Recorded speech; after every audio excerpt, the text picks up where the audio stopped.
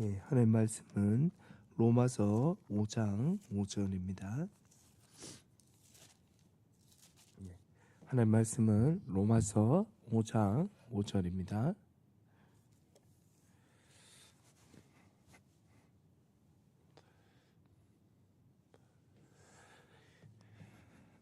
소망이 우리를 부끄럽게 하지 아니함은 우리에게 주신 성령으로 말미암아 하나님의 사랑이 우리 마음에 부은 바 됨이니.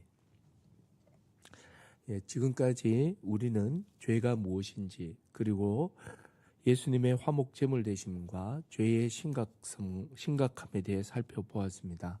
하나님께서는 우리를 위해서 자신의 전부라고 말하실 수 있는 예수님을 화목 제물로 보내셨습니다. 왜 이렇게까지 우리를 구원하시는지 생각을 해봐야 됩니다.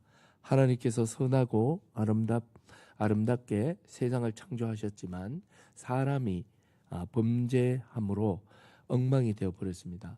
차라리 첫 창조를 다 없애버리시고 다시 창조하시는 것이 훨씬 낫지 않을까 하는 생각을 하게 됩니다.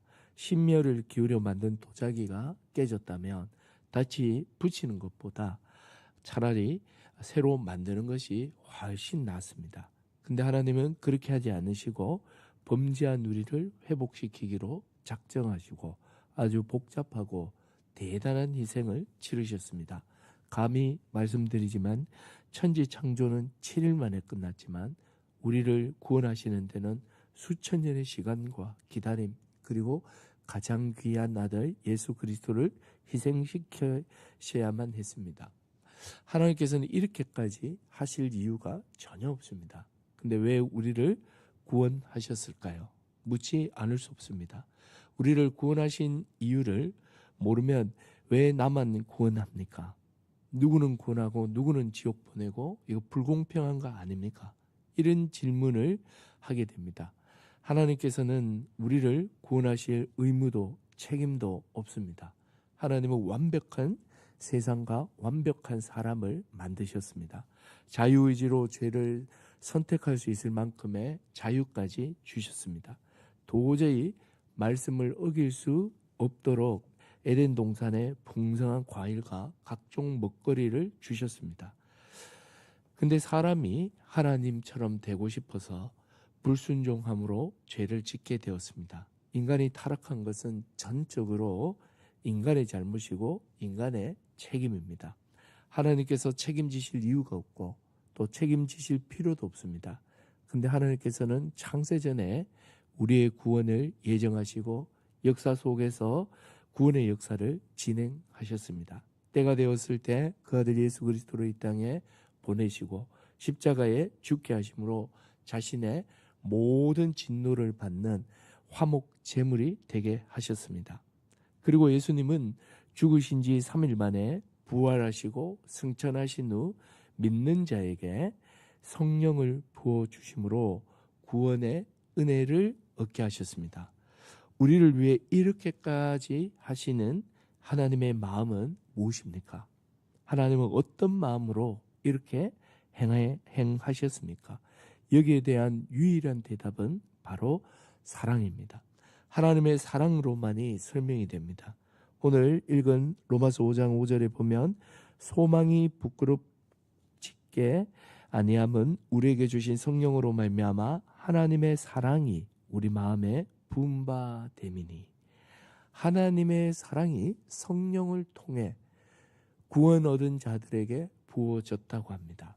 성령을 받은 사람들은 말하지 않아도 하나님이 사랑하셔서 구원했다는 사실을 본능적으로 알게 됩니다. 구원 얻은 자는 거룩하신 하나님 앞에 죄인인 자신의 모습으로 인해 절망하고 두려워합니다. 자신에 대하여 철저하게 절망하고 교만함을 회개하며 자신이 아무것도 아님을 압니다. 자신이 얼마나 보잘것이었고 별것 아닌 존재인지를 압니다. 한 줌도 되지 않는 그런 평판과 또 어떤 소유들과 학력과 지방과 배경 등을 자신의 자랑거리로 삼으며 교만한 자기 모습에 부끄러워합니다.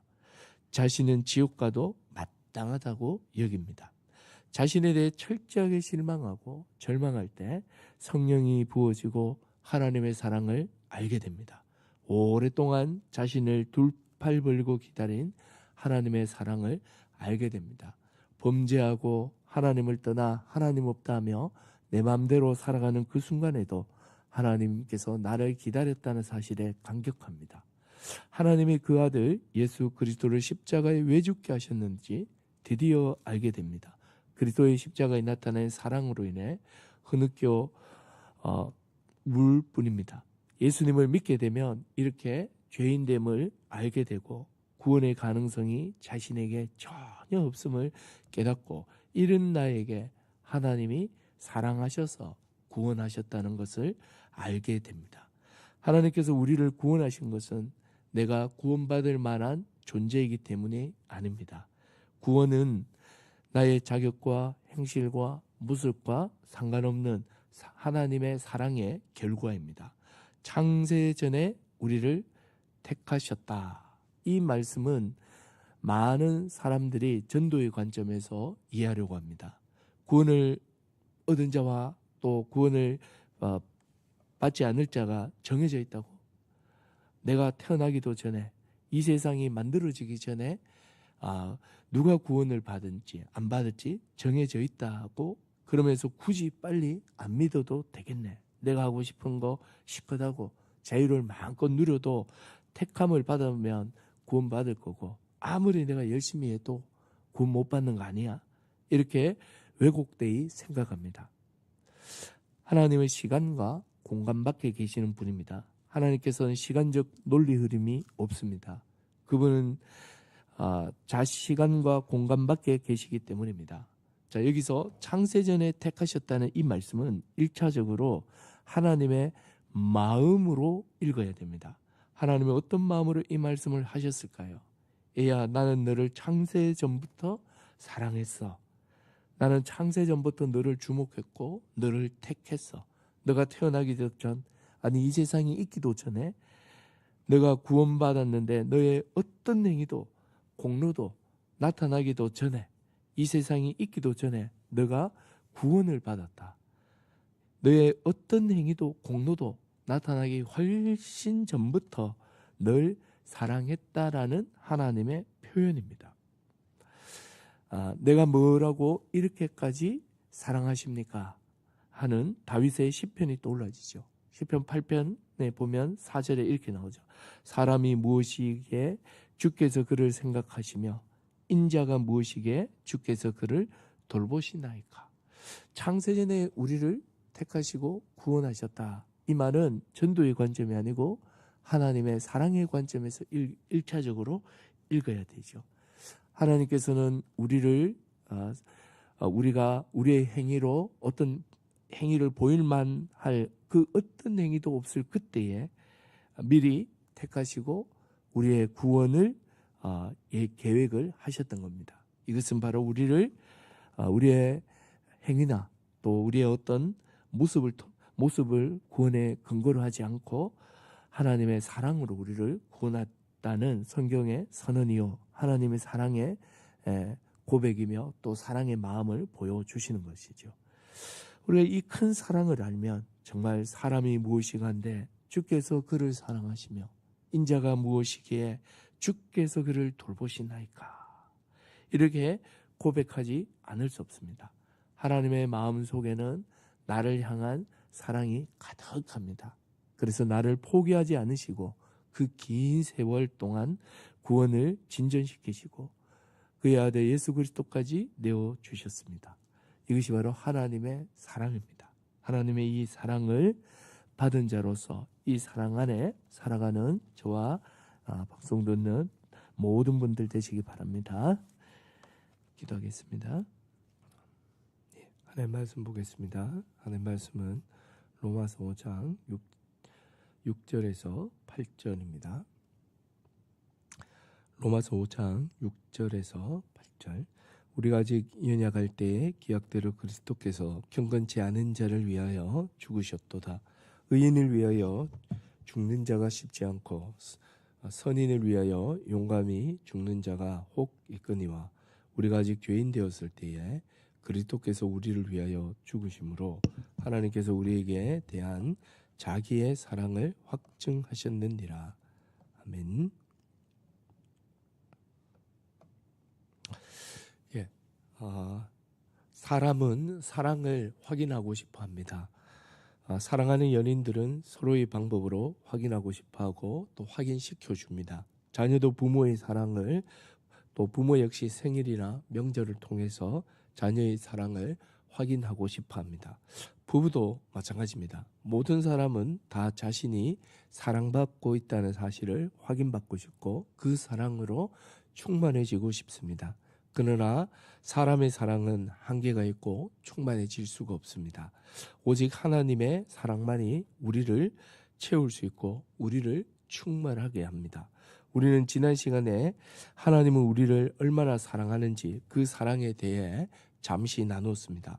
하나님은 우리를 사랑하시는 그 명백한 증거를 제시하셨습니다. 너무나도 명백하고 분명해서 부인할 수가 없습니다. 오늘 읽은 말씀에 또 잘 나타나죠. 8절에 보니까 우리가 아직 죄인 되었을 때에 그리스도께서 우리를 위하여 죽으심으로 하나님께서 우리에게 대한 자기의 사랑을 확증하셨느니라 이렇게 말하고 있습니다. 우리가 아직 죄인이 되었을 때 그리스도께서 우리를 위하여 죽으심으로 하나님이 우리에게 대한 사랑이 얼마나 큰지를 보여줬다는 말씀입니다. 아주 확실한 증거로 보여주셨습니다. 충분히 보여주셨습니다. 십자가는 하나님의 진노를 쏟아부은 장소이면서 동시에 우리를 향한 하나님의 사랑이 얼마나 큰지를 보여주는 장소이기도 합니다. 하나님의 사랑이 얼마나 큰지는 우리의 처지와 하나님의 그 희생의 크기를 비교하면 쉽게 알 수 있습니다. 하나님께서 언제 우리를 사랑하셨습니까? 사랑할 만할 때입니까? 언제입니까? 언제 하나님이 우리를 사랑했다고 합니까? 우리가 어떤 상태일 때입니까? 로마서 5장 8절에는 우리가 아직 죄인 되었을 때라고 합니다. 죄로 인해 하나님과 원수 되었을 때입니다. 로마서 1장 18절 이후부터 묘사하고 있는 죄인의 바로 그 상태입니다. 그때 우리는 우상 숭배하였고 불의하였고 자기 중심성을 갖고 하나님이 싫어하는 온갖 짓을 한 사람들이었습니다. 하나님 인정함이 전혀 없었고 오직 자기 자신의 영광을 위해서만 살았습니다. 철저하게 하나님을 외면하며 하나님의 원수로 살았습니다. 우리를 위해 구원하실 이유가 전혀 없는 상태였습니다.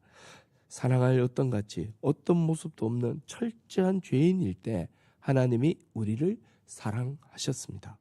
어떻게 해요? 자기 아들을 내어 주기까지 사랑하셨습니다. 철저한 죄인인 우리를 위하여 우주보다 중요하고 자기 자신과도 같으신 아들 예수 그리스도를 십자가의 화목 제물로 세우시고 죽게 하셨습니다. 예물로 삼으신 겁니다. 여러분, 이 희생의 크기를 생각해 보십시오. 사랑의 대상인 우리의 무가치함을 또한 동시에 생각해 보십시오. 희생의 대상인 우리의 무가치함과 희생의 크기인 하나님 아들의 크기, 이 간격이 바로 하나님의 사랑의 크기입니다. 여러분, 하나님의 사랑은 어떤 경험과 어떤 사건 또한 하나님의 특별한 간섭 등을 통해 우리는 간간히 경험하기도 합니다. 그러나 이런 일상에서 은혜들은 그때뿐이죠. 아무 일이 일어나지 않고 오히려 고난은 더 극심해지고 생활은 단조롭고 평온할 때조차도 하나님의 사랑을 우리는 알 수 있습니다. 그것은 바로 우리 죄의 깊이를 알 때입니다. 신앙생활이 깊어지면 깊어질수록 사도 바울처럼 나는 죄인 중에 괴수라는 고백을 하게 됩니다. 사도 바울은 디모데에게 편지하며 죽음을 불과 얼마 앞두지 않은 시점에서 자신을 이렇게 고백합니다. 나는 죄인 중에 괴수다. 한평생 주와 복음을 위해서 살아왔습니다. 독신으로 살면서 주의 복음을 위해서 한평생 산 사람이 바로 바울입니다. 그런데 바울은 하나님 앞에서 자신이 죄인 중에 괴수다라고 말하고 있습니다. 그가 얼마나 잘못을 했길래 이런 고백을 할까요? 사도 바울은 복음으로 하나님께 가까이 가면 갈수록 자신의 죄인됨을 보았던 겁니다. 하나님을 가까이 가면 갈수록 자신의 죄의 크기가 더 분명히 보였습니다. 겸손한 척하는 자신의 위선과 교만, 깨끗하지 못한 마음 등 하나님께 갈수록 죄인됨을 알게 되었습니다. 죄인됨을 알고 하나님의 사랑은 커져갑니다. 왜 이런 나를 이렇게까지 사랑하시나이까? 사람이 무엇이건데 인자가 무엇이건데 이렇게까지 돌보십니까? 고백하지 않을 수 없습니다. 동시에 하나님의 거룩함을 또한 알면 알수록 하나님의 사랑은 더 커져갑니다. 범접할 수 없는 그의 거룩함과 광대하심과 의로우심과 그의 영광, 알면 알수록 나를 향한 하나님의 사랑의 크기에 압도됩니다. 그러므로 하나님 앞에 자신에 대한 그 지식과 하나님에 대한 지식이 커져 갈수록 하나님의 사랑은 더 많이 알게 됩니다. 흔히 교회에서 성경을 공부하면 머리만 커져간다고 말합니다. 성경 공부는 지식만 넓히는 것이 아닙니다. 나를 향한 사랑의 편지인 성경을 통해 하나님을 알고 나를 알므로 하나님의 사랑의 크기를 알아가는 과정입니다. 말씀을 알면 알수록 사랑은 더 깊어지고 더 커져가고 머리가 숙여지지 않을 수 없는 것입니다. 오늘 이 본문을 다시 한번 주목해서 보십시오. 우리가 아직 죄인이 되었을 때 그리스도께서 우리를 위하여 죽으심으로 하나님이 우리에게 대한 자신의 사랑을 확실한 증거로 보여주셨다. 지금 현재도 보여주고 계십니다. 우리가 죄인일 때에 하나님의 가장 소중한 그 아들을 희생시키셨습니다. 우리 죄의 깊이와 우리를 위해 희생하신 그 예수 그리스도의 그 거룩함, 능력, 하나님 앞에 어떤 존재인지를 안다면, 희생의 그 크기를 안다면 이 간격은 더 멀어집니다. 이 간격이 바로 하나님의 사랑을 드러내는 거죠. 에베소서에서 사도 바울은 우리 주 예수 그리스도 안에 있는 하나님의 사랑의 그 크기를 알기를 원한다고 했습니다. 넓이와 깊이와 높이와 폭을 알기를 원한다라고 했습니다. 온 우주를 다 표현한다 해도 하나님의 그 사랑을 우리가 어찌 표현할 수 있겠습니까? 오늘 우리 이 말씀을 통하여서 우리는 다시 한 번 더 십자가에 나타난 하나님의 사랑을 깊이 생각하게 됩니다. 성경에서 하나님의 사랑을 표현하는 바로 이 공식과도 같은 것이 바로 이 5장 8절의 말씀입니다. 하나님의 사랑이 의심되고 또 어렵고 힘든 일이 있고 하나님이 자신에게 무관심하다고 느껴질 때마다 이 로마서 5장 8절을 기억하십시오. 우리가 아직 죄인 되었을 때 그리스도께서 우리를 위하여 죽으심으로 하나님께서 우리를 얼마나 사랑하는지를 확실한 증거로 보여주셨습니다. 죄의 깊이와 또 희생의 크기인 예수 그리스도가 누군지를 안다면 우리는 이 사랑 앞에 감격하지 않을 수가 없습니다. 오늘 하루 하나님 그리스도를 통해 나타난 하나님의 사랑을 알아가고 또 감사하며 충만해지는 하루 되시기를 바랍니다. 하나님 말씀은 창세기입니다. 창세기 1장입니다.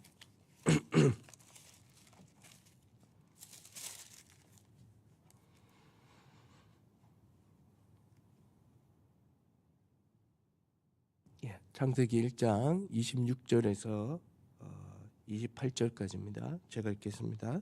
하나님이 이르시되 우리의 형상을 따라 우리의 모양대로 우리가 사람을 만들고 그들로 바다의 물고기와 하늘의 새와 가축과 온 땅과 땅에 기는 모든 것을 다스리게 하자 하시고 하나님이 자기 형상 곧 하나님의 형상대로 사람을 창조하시되 남자와 여자를 창조하시고 하나님이 그들에게 복을 주시며 하나님이 그들에게 이르시되 생육하고 번성하여 땅에 충만하라 땅을 정복하라 바다의 물고기와 하늘의 새와 땅에 움직이는 모든 생물을 다스리라 하시니라. 아멘.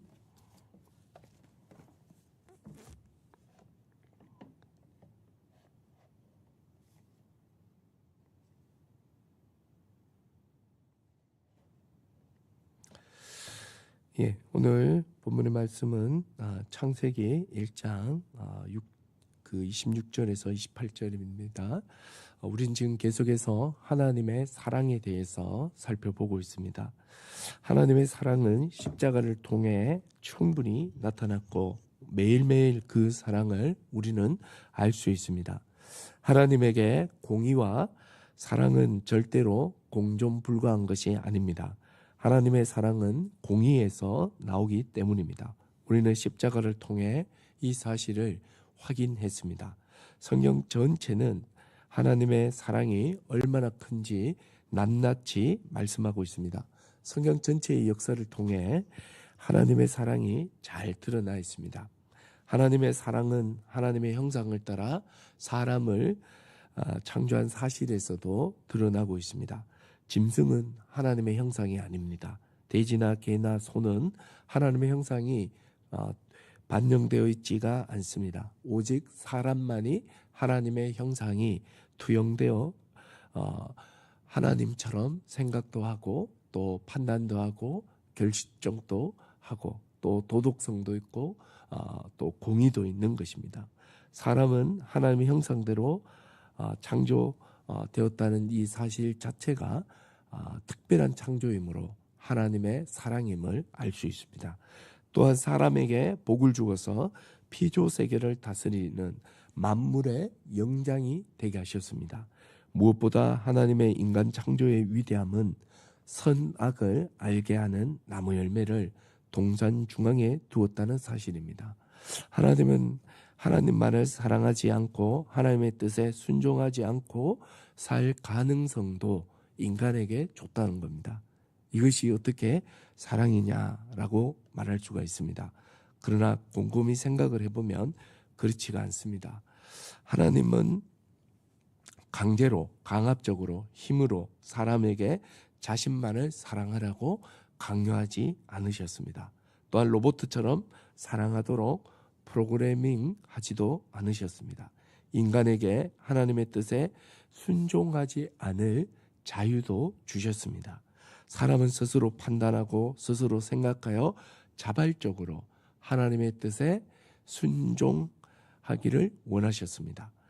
그래서 인간에게 선택의 자유를 주셨습니다. 하나님은 사람에게 그 순종을 받을 때 강제적인 또는 프로그래밍된 순종이 아니라 하나님을 알고 하나님을 사랑함으로 순종하기를 원하셨습니다. 이것이 우리를 인격적으로 대우하시는 하나님의 사랑임을 알 수 있습니다. 하나님은 사람이 스스로 선택하여 자발적으로 자신을 사랑하기를 원하셨다는 이 사실 속에는 또한 인간에게는 무한한 자유의지가 있다는 사실입니다. 이렇게 보면 창조와 선악을 아는 나무 열매를 두신 것은 하나님이 우리를 얼마나 사랑하는지 잘 보여준다 할 수 있습니다.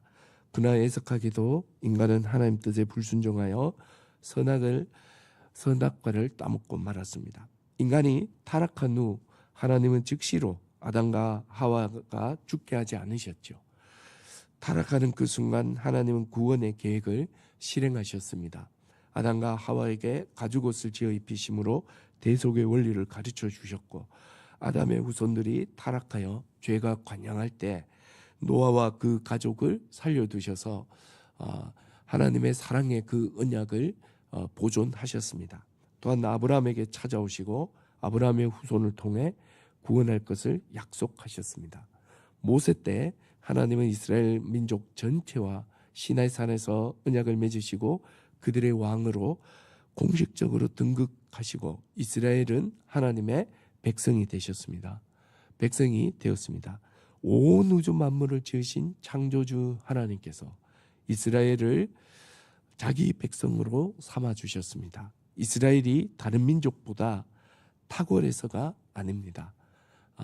하나님께서 이 이스라엘을 언약을 맺으셔서 자기 백성을 삼으셨다는 이 사실 자체가 하나님의 얼마나 큰 사랑인지 신명기 7장 7절과 8절에 잘 나와 있습니다. 7절에 보면 이렇게 나오죠. 여호와께서 너희를 기뻐하시고 너희를 택하심은 너희가 다른 민족보다 수요가 많은 연고가 아니라 너희는 모든 민족 중에 가장 적다. 여호와께서 너희를 기뻐하면서 너희를 택한 것은 너희가 다른 민족보다 인구가 많아서가 아니다라고 합니다. 오히려 다른 어떤 민족보다 수요가 적은 게 너희다라고 말합니다. 그렇습니다. 이스라엘이 하나님께 택함을 받았을 때 아브람 한 사람에 의해서 시작이 되었죠. 그리고 이 400년 뒤에는 애굽의 노예로 존재하고 있었습니다. 그래서 이 이스라엘의 시작은 굉장히 미약하였으며 또 노예로 전락되어 있는 그런 상태였습니다. 그러면 왜 하나님께서 이스라엘을 택하셨습니까? 8절에 여호와께서 다만 너희를 사랑하심을 인하여 또는 너희 열조에게 하신 맹세를 지키려 하심을 인하여 자기의 권능의 손으로 너희를 인도하여 내시되 너희를 그 종되었던 집에서 애굽 왕 바로의 손에서 속량하셨다. 바로 뭐 때문이라고 합니까? 사랑하기 때문입니다. 사랑하기 때문에 가장 연약하고 볼품없을 때 이스라엘을 택하셨습니다. 그 이유는 바로 사랑입니다. 하나님의 사랑의 특징은 사랑받을 만한 조건이 있어서 사랑하는 것이 아니죠. 하나님은 조건 없이 무조건적으로 사랑하셨습니다. 하나님께서 이스라엘을 물론이고 우리를 왜 택하셨습니까? 사랑하기 때문입니다. 그러면 왜 우리를 사랑하십니까? 이렇게 물으신다면 거기에 대한 대답은 없습니다. 사랑하기 때문입니다. 하나님의 사랑은 조건이 없습니다. 부족하고 보잘것없는 존재들입니다. 그런데 하나님은 사랑받을 만한 어떤 것도 없는데도 불구하고 사랑하십니다. 하나님이 우리를 사랑하심은 그래서 신비이죠. 왜 우리를 사랑하시냐? 누구도 그 이유를 설명해낼 수 없습니다. 우리는 설명할 수 없는 하나님의 사랑을 입은 자들입니다. 성경에는 이외에도 우리를 향한 하나님의 사랑을 많은 곳에서 표현합니다. 신명기 33장 3절에 여호와께서 참으로 백성을 사랑하시나이다. 이사야 43장 4절에도 너가 내 눈에 보배롭고 존귀하며 내가 너를 사랑한다. 하나님의 눈에 보배로우며 존귀하다 하면서 우리를 향하여 내가 너를 사랑한다라고 말합니다. 예레미야 31장 3절에도 내가 영원한 사랑으로 너를 사랑하기에 인자함으로 너를 이끌었다. 영원한 사랑입니다. 끝이 나지 않는 사랑이죠. 끝없는 사랑입니다.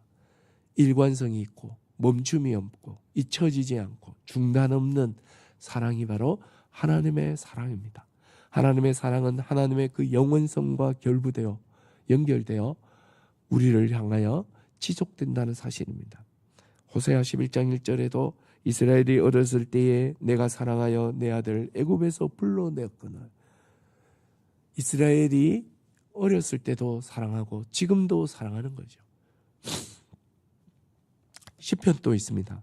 아버지가 자식을 긍휼히 여긴 같이 여호와께서 자기를 경외한 자를 긍휼히 여기시나이다. 우리를 긍휼히 여기신다고 합니다. 두 개만 더 보도록 하겠습니다. 스바냐 3장 17절에 너의 하나님 여호와가 너의 가운데 계시니 그는 구원을 베푸실 전능자시라. 그가 너로 말미암아 기쁨을 이기지 못하시며 너를 잠잠히 사랑하시며 너로 말미암아 즐거이 부르며 기뻐하리라. 여호와 하나님께서 우리 가운데 계시면서 우리로 인하여 기쁨을 참을 수 없다 하십니다. 그리고 요란하지 아니하게 극한 눈으로 바라보시면서 잠잠히 살아가십니다. 우리 때문에 즐거이 노래를 부르며 기뻐하신다고 합니다. 우리는 하나님께 기쁨이요 즐거움이요 사랑이다라고 스바냐 선지자가 지금 고백합니다. 하나만 더 보겠습니다. 이사야서 49장 15절이죠. 여인이 어찌 그 젖먹는 자식을 잊겠으며 자기 태에서 난 아들을 긍휼히 여기지 않겠느냐. 그들은 혹시 잊을지라도 나는 너를 잊지 않겠다. 이 세상에서 불가능한 거 하나를 지금 말하고 있죠. 젖먹는 아이, 젖을 떼지 않은 아이를 그 어미는 잊을 수가 없고 불쌍히 여기지 않을 수가 없죠. 아이가 젖을 달라고 울면 아무리 피곤해도 일어납니다. 자신의 뱃속에서 태어난 아이죠. 자신의 모든 영양소를 먹고 또 젖을 먹으며 자라는 아이입니다. 이 아이를 외면할 의미는 없죠. 그런데 혹시 그들은 잊을다 해도 만에 하나 그들은 잊는다 해도 나는 너를 잊지 않겠다라고 말씀하십니다. 성경은 우리를 향한 하나님의 사랑의 표현으로 가득합니다. 누가 구약 성경은 진노의 하나님만을 담고 있다고 했습니까? 그렇지 않습니다. 하나님의 사랑으로 가득 차 있는 것이 바로 이 구약 성경입니다. 신약으로 넘어오면 이 모든 사랑이 동기가 되어 그리스도를 내어주심으로 우리를 사랑하셨습니다. 그리고 두 팔 벌려 지금도 자기의 백성을 기다리고 계십니다.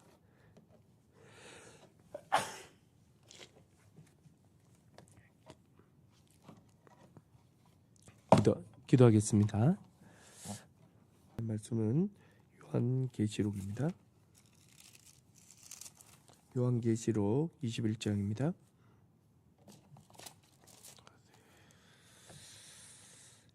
요한계시록 21장 1절에서 7절입니다. 네.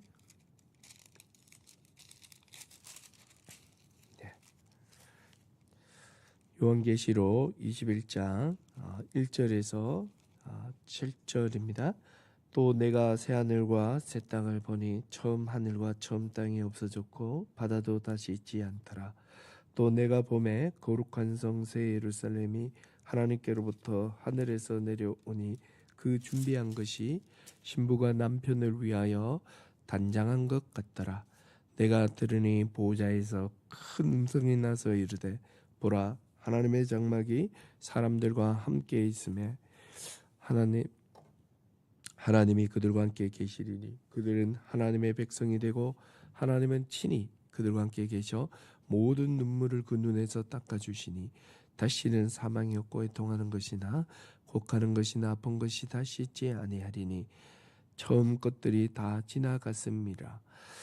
보좌에 앉으신 이가 이르시되 보라 내가 만물을 새롭게 하노라 하시고 또 이르시되 이 말은 진실하고 참되니 기록하라 하시고 또 내게 말씀하시되 이루었도다 나는 알파와 오메가요 처음과 마지막이라.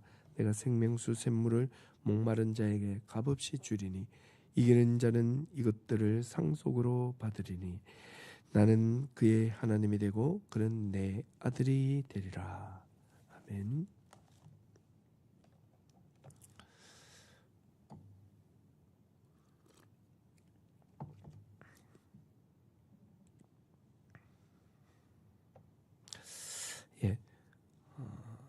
하나님의 사랑에 대해서 계속 말씀드리겠습니다.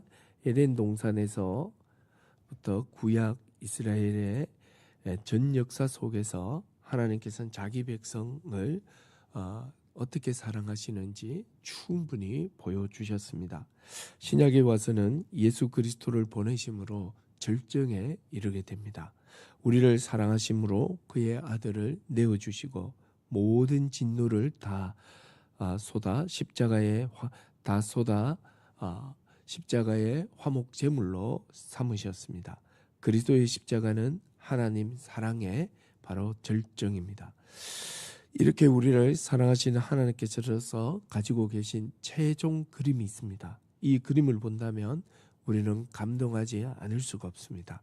요한계시록 21장 1절과 2절에 보면 이렇게 나오죠. 또 내가 새 하늘과 새 땅을 보니 처음 하늘과 처음 땅이 없어졌고 바다도 다시 있지 않더라.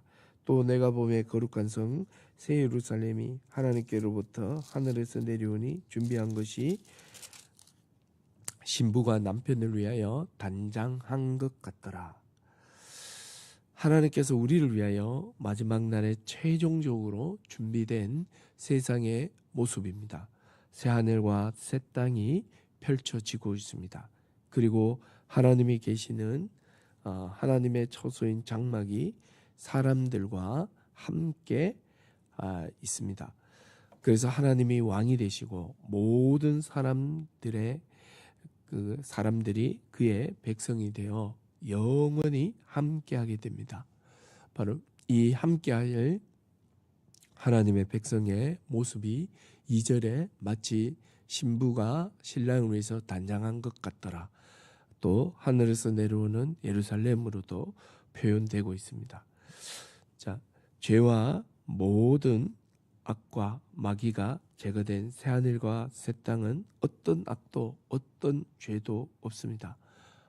마귀도 존재할 수 없는 바로 그런 곳입니다. 이제는 어떤 유혹도 욕심도 틈탈 수 없는 완전한 성화가 일어난 상태 또 환경입니다. 그러한 이 새하늘과 새 땅을 하나님께서 준비하고 계시는데, 자, 이 새하늘과 새 땅의 핵심이 3절과 4절에 나오죠. 내가 들으니 보좌에서 큰 음성이 나서 이르되 보라 하나님의 장막이 사람들과 함께 있다라고 하고, 그래서 4절에 보면 모든 눈물을 그 눈에서 닦아주시기 때문에 다시는 사망이 없고 애통하는 것이나 곡하는 것이나 아픈 것이 다시 있지 않다. 전 것들이 다 지나갔다라고 말합니다. 하나님께서 영원히 자기 백성과 친히 함께하게 됩니다. 창조의 목적이며 타락할 때도 변치 않는 목표였습니다. 잃어버린 자기 백성을 찾아 영원히 함께 하심입니다. 하나님은 지독히도 우리를 사랑하시는 분이죠. 창조 때부터 타락하는 그 순간에도 타락 이후에도 우리를 향한 사랑을 거두신 적이 없습니다. 하나님의 형상대로 가장 아름답고 존귀한 존재로 창조하셨고, 타락하는 그 와중에도 가죽옷을 통하여 대속의 진리를 보여주셨습니다. 그리고 이스라엘 백성을 통하여 메시아를 보내줄 것을 약속하시고, 또 이스라엘 역사를 진전하는 가운데 메시아를 보내는 통로로 삼으셨습니다. 그리고 때가 되었을 때 그리스도가 이 땅에 오셨고, 예수 그리스도를 화목제물로 삼으셔서 죄를 사하고 구원 얻는 길을 열어놓으셨습니다. 그리고 마지막 날에 주 예수 그리스도가 다시 오시는 그 날에는 바로 하나님께서 친히 자기 백성과 함께 하십니다. 이것이 최종적인 하나님의 그림이요 하나님이 꿈꾸시는 모습입니다. 그러므로 창조 때부터 해서 지금까지 하나님은 한 번도 그 사랑을 거두신 적이 없습니다. 마지막 주 재림 때 결국 하나님의 영원한 목적이 성취되는 날입니다. 하나님의 사랑을 어떤 사람들은 하나님의 사랑을 눈에 보이고 물질적인 복으로 확인하려는 시도를 합니다. 성경 전체는 뭐라고 말합니까? 당신이 잘 되든 못 되든 기쁠 때든 슬플 때이든 넘어졌든 일어서든 실패했든 성공할 때든 우리의 상황과 조건과 환경에 상관없이 하나님은 우리를 사랑한다라고 말합니다. 그런데 어떤 사람들은 하나님의 사랑을 자신의 삶으로 확인하고 또 다른 사람에게 증명해 보이려고 합니다. 일부 간증하는 분들의 이야기를 들어보면 큰 병이 걸렸는데 기적으로 나았습니다.